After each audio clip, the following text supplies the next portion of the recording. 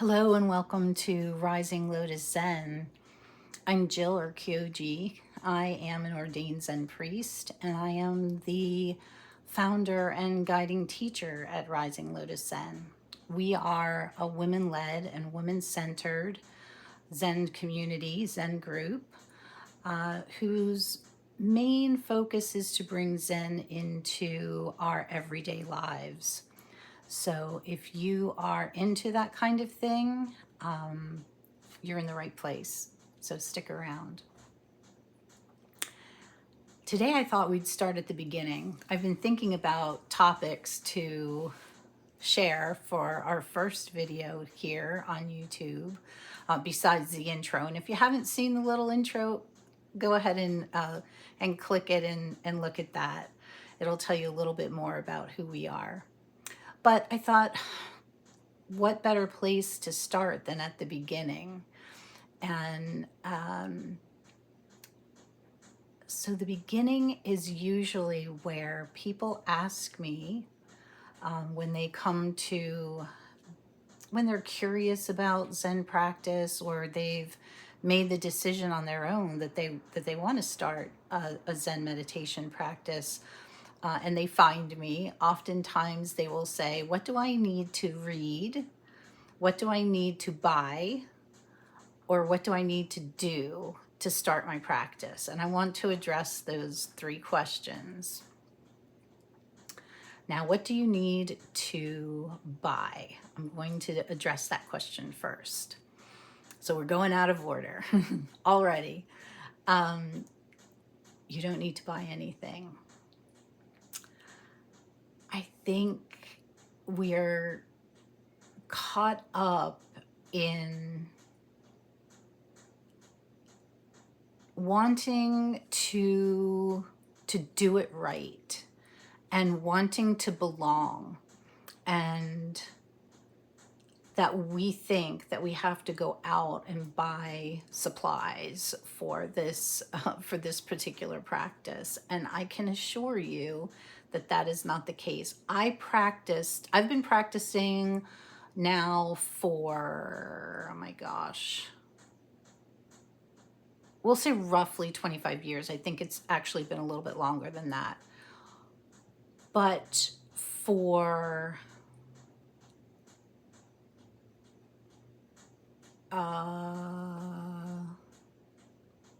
like maybe 17 or 18 years of that, I didn't have an altar.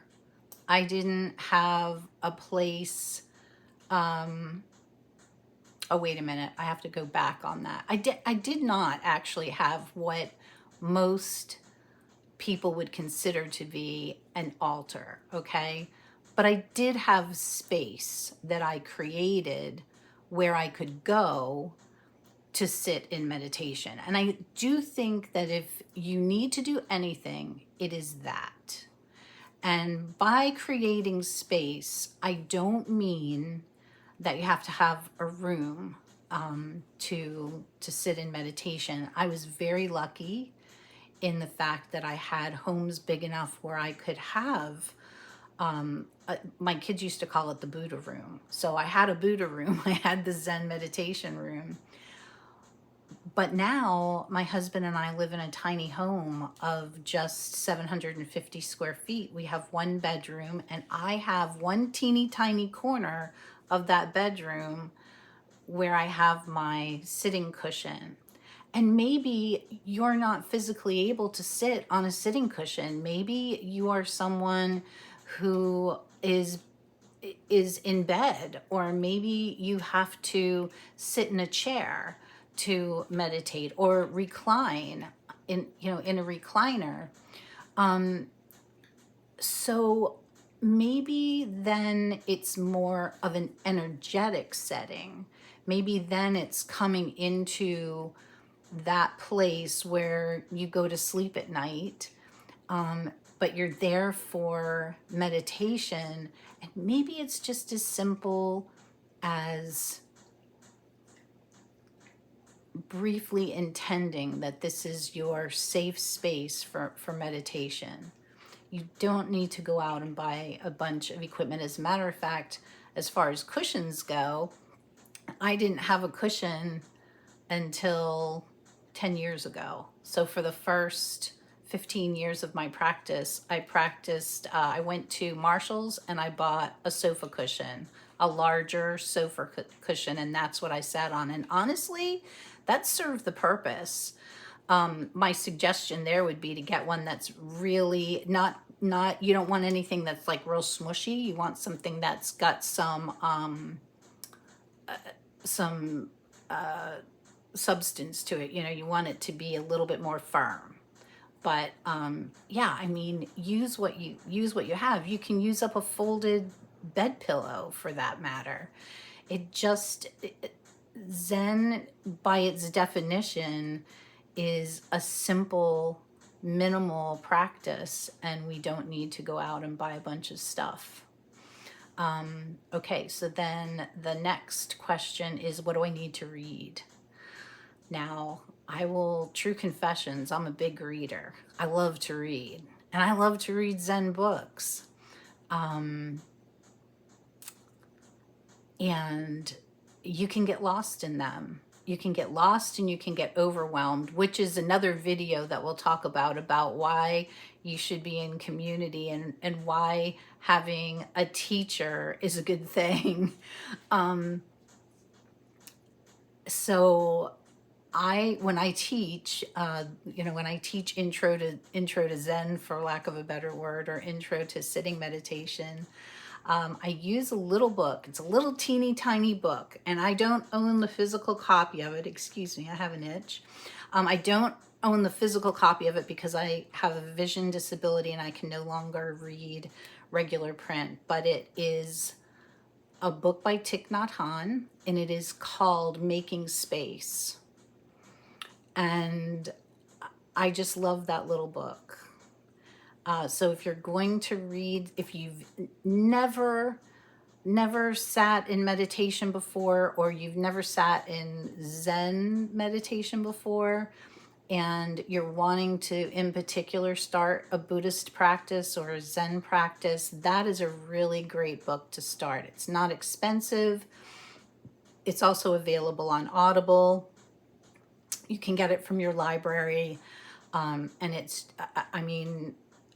I'm almost positive I did have a physical copy. And as a matter of fact, now that I'm doing this video and I'm saying this because I looked for it last Sunday, now that I'm doing the video and I'm talking about it, I do know who I gave it to. I had a physical copy and I put it in a box and gave it to somebody.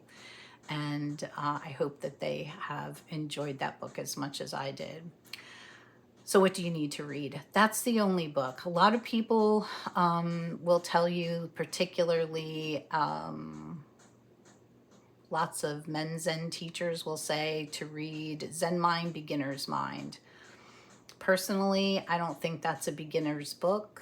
I would, if I were going to recommend a book about Zen concepts to read without a teacher involved. And hopefully, if you do read this book and you have questions, please get in touch with me because I would love to talk about that with you. The book is called Wake Up. And I know there's a subtitle to it, but I can't remember. But it's Wake Up! And it's by Bonnie Myotai, Myotai Treese. And I'll link that book below. And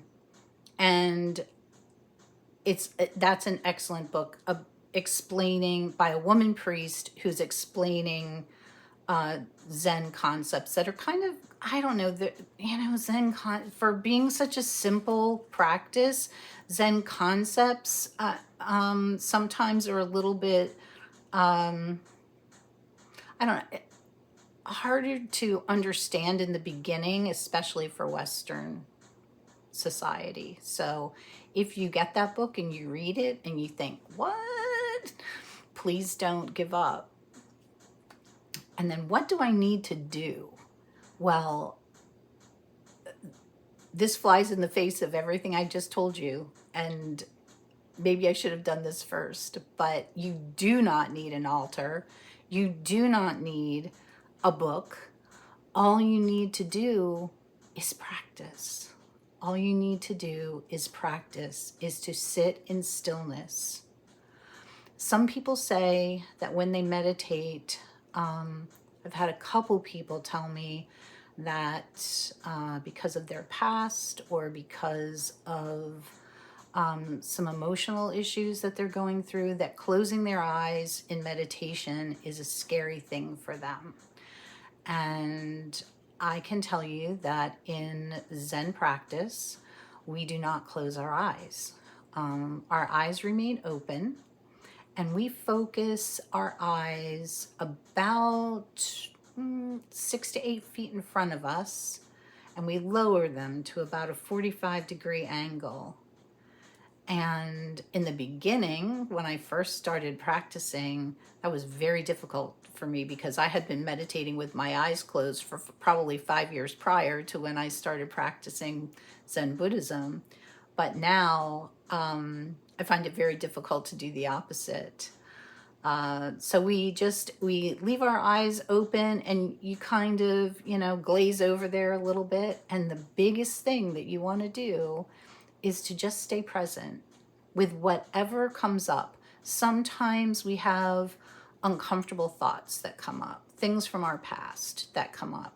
And what we want to do is to just breathe through those thoughts and realize that they are no longer real because they're from the past. The only thing that's really real is just right this moment, just right now. And if we can stay in that moment, then that is the practice. That is the practice of Zen. So I hope that answered the questions of what do I need to read, what do I need to buy, and what do I need to do. And I will see you soon, in a couple of weeks, with another video answering some more questions. Until then, gasho everyone.